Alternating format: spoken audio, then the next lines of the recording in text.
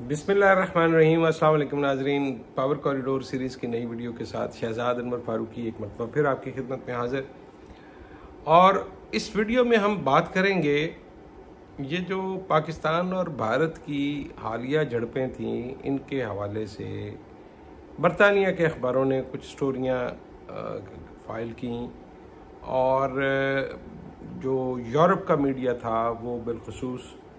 इसको चाइना और पाकिस्तान की तरह पाकिस्तान का पल्ला भारी समझते हुए इसको रिपोर्ट कर रहा था। तो ऐसे में एक स्टोरी जो है वो न्यूयॉर्क टाइम्स में आई है और इसमें ये क्लेम किया गया है कि जो पाकिस्तानी हमले थे वो शायद इतने कारगर नहीं थे जितने ज़्यादा भारतीय हमले कारगर थे। ये क्यों किया जा रहा है, इस पर बात करने से पहले फिर वही कि सब्सक्राइब किया तो सब्सक्राइब कर लें, नहीं किया तो सब्सक्राइब कर लें और शेयर करना चाहें तो आपको आसानी होगी, मुझे खुशी होगी। और ये जो मीडिया का प्रोपेगेंडा का टूल है ख़वातीन और हज़रात, ये जंग से पहले, जंग के दौरान और जंग के बाद भी इस्तेमाल किया जाता है। ये एक पुरानी टेक्निक है जिसके ज़रिए बहुत सारी चीज़ें मैदान में असल में कुछ और हुआ करती हैं, लेकिन जब उसका लोगों के दरमियान जाना होता है उस बात का, तो वो बात बिल्कुल कुछ और बन चुकी होती है। तो ये जो चाइना के J-10C जहाज़ और PL-15 मिसाइलों के हवाले से एक फतह व नुसरत के शादियाने बज रहे थे और तूतियाँ बजाई जा रही थी,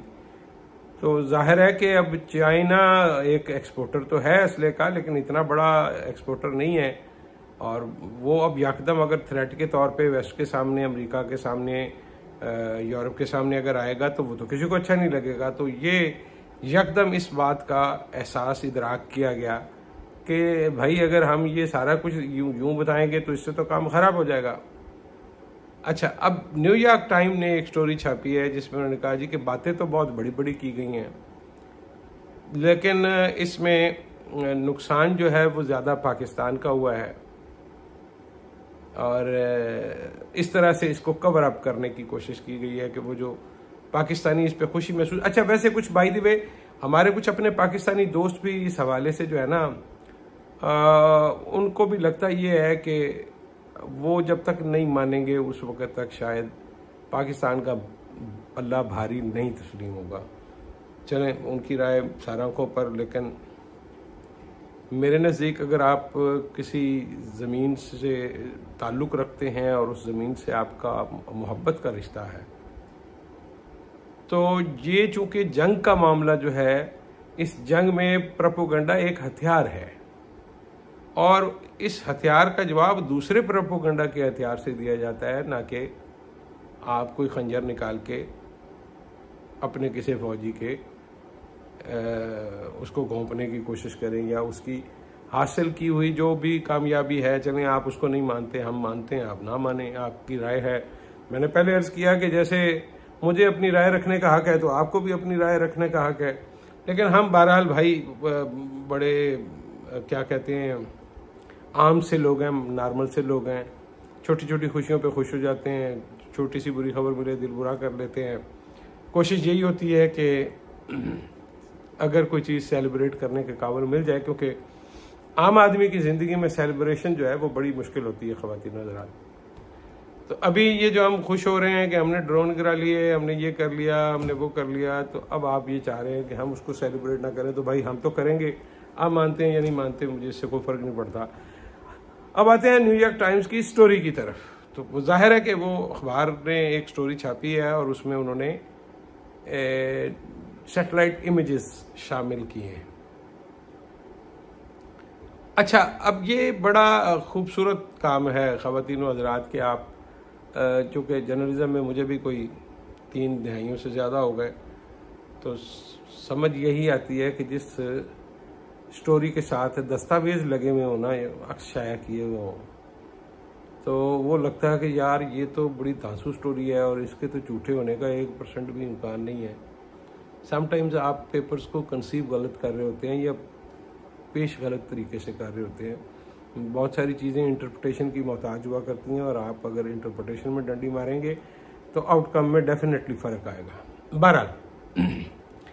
अब वो जो सैटेलाइट इमेजेस हैं ख़वातीन व हज़रात, एक तो उन पर डेट और टाइम नहीं है, उसमें उस सैटेलाइट का हवाला नहीं दिया गया जो कि दिया जाना चाहिए था अगर हम उसकी बुनियाद पर कोई राय कायम करना चाहते हैं, ताकि उसकी अथेंटिसिटी मालूम हो। फिर कुछ तस्वीरें जो है वो हाई रेजोल्यूशन में हैं, इसमें कोई शक नहीं, लेकिन कुछ तस्वीरें जो है वो बिल्कुल हाई रेजोल्यूशन में नहीं है, उनकी रिजल्ट में फ़र्क है। तो ऐसा फ़र्क क्यों है? फिर उन्होंने लिखा कि जी वो एक एयरबेस पे ये वाला जो हैंगर है इसके ऊपर, और वो नज़र आ रहा है कि उसकी छत में सुराख हो गया। तो क्या हुआ, एक एयरबेस के एक हैंगर को अगर आपने गैर फाल कर दिया तो वो पूरा एयरबेस तो गैर फाल नहीं होता। और दूसरी बात यह है कि आपने यहाँ पे तो तस्वीर आपने मुहैया की, लेकिन जब हम बाकी अब पाकिस्तानी हमलों की बात करते हैं और उन मकामात का जिक्र करते हैं, तो आपने कुछ मकामात तो ज़रूर उनका जिक्र किया, लेकिन उनके भी आपने तस्वीरें नहीं दी। आपने उनको वो जो नक्शे के स्टाइल में एक इमेज, उसको क्या कहेंगे, जिसको आप ग्राफिक्स के ज़रिए जिस तरह से कोई चीज़ बनाते हैं, तो वो ग्राफिक्स की सूरत में आप बताने की कोशिश कर रहे हैं। आप उस चीज़ को तस्वीर की मदद से वाज़ा नहीं करना चाहते। तो ये दो तीन चीज़ें हैं, एक तो इसकी तस्वीरों के ऊपर मेरा एतराज़ है, दूसरा ये है कि अगर पाकिस्तान इतना नालायक और नकम्मा है कि जी हाँ जी मिज़ाइल तो फेंका था फलां जगह पे, लेकिन वो निशाने पर नहीं पहुंचा, तो वो नहीं पहुंचा और उससे नुकसान नहीं हुआ, तो भाई पाकिस्तानी निशानेबाजों की इतना निशाना तो ज़रूर पक्का है कि उसने 6 जहाज़ गिरा दिए हैं, बल्कि बहुत सारे लोग कहते हैं 7 गिरा दिए हैं। आप 3-4 मान लें, आपकी मेहरबानी है, मैं उसमें भी राज़ी हूँ, क्योंकि मैं ऐसी बातों पे झगड़ा किया नहीं करता। तो आपको इस सारी सूरत हाल को पॉजिटिवली देखना होता है। ये जो हर वक्त आप मतलब, हो सकता है मुझे फ़ौज के सियासी किरदार पे एतराज़ हो, इख्तलाफ हो मेरा, तो उसका मतलब ये तो नहीं है कि मैं उसकी बाकी सारी चीज़ों को अंडू कर दूं। वो फ़ौजी जो मुआज़े जंग पे शहीद हुए हैं, जो हमारी बॉर्डर्स की हिफाजत के लिए अपनी जान का नजराना पेश कर बैठे हैं, तो हम उनके मकरूज़ हैं भाई, और मकरूज़ रहेंगे। मुझे तो इसमें कोई दूसरी राय कायम करने में मतलब बहुत टाइम लगेगा अगर मैंने इसके मुतालिक कुछ सोचा तो ये जो सूरत हाल है कि ये प्रोपेगेंडा वार है, ये पाकिस्तानियों को हौसला पस्त करने के लिए, और खुदा न खास्ता कल को अगर इस मेज़, चूँकि ज़ाहिर है अब बड़े बड़े इंटरनेशनल प्लेयर इसमें इन्वॉल्व हो गए हैं, तो अगर ये खुदा न खास्ता जंग जो है, ये जो हमने ज़मीन और हवा में जीती है, इसको अगर मुज़ाकरात की टेबल पर हमें हराने का प्रोग्राम है, तो फिर इस तरह से कुछ ना कुछ जवाब मुहैया किए जाएंगे कि हम कमज़ोर पोजीशन में थे, हालांकि हम कमज़ोर पोजीशन में नहीं थे। तो इसको ज़रा थोड़ा सा अपनी नज़र से देख लीजिए कि प्रोपेगेंडा अभी भी जारी है, इसका बिल्कुल हरगिज़ निशाना ना बने, इसका शिकार ना हो। आप अभी भी अलर्ट रहें अपने इर्द गिर्द, क्योंकि ड्रोन्स के साथ जो चीज़ें कुछ फेंकी गई थी, कुछ ड्रोन्स वो अभी भी निकल रहे हैं। अभी एक और पोलैंड साख्ता एक ड्रोन आज लाहौर में उतारा गया है, तो इसका मतलब ये है कि एक और मुल्क को जलील कराया अमेरिका ने,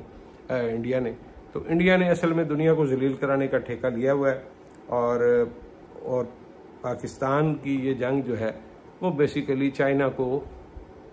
फतह के एक और कदम की तरफ ले जाती है, उसकी फतह की तरफ एक कदम और आगे बढ़ जाता है। क्योंकि जाहिर है ये सारी टेक्नोलॉजी और असला जो है उसी का शोकेस हो रहा है, इसमें कोई शक नहीं कि जज्बा और जवान हमारे हैं, लेकिन टेक्नोलॉजी और साइंस उनकी है भाई, तो उनका क्रेडिट ड्यू जो है वो उनको देना पड़ेगा। अपना बहुत सारा ख्याल रखिएगा। अल्लाह निगहबान।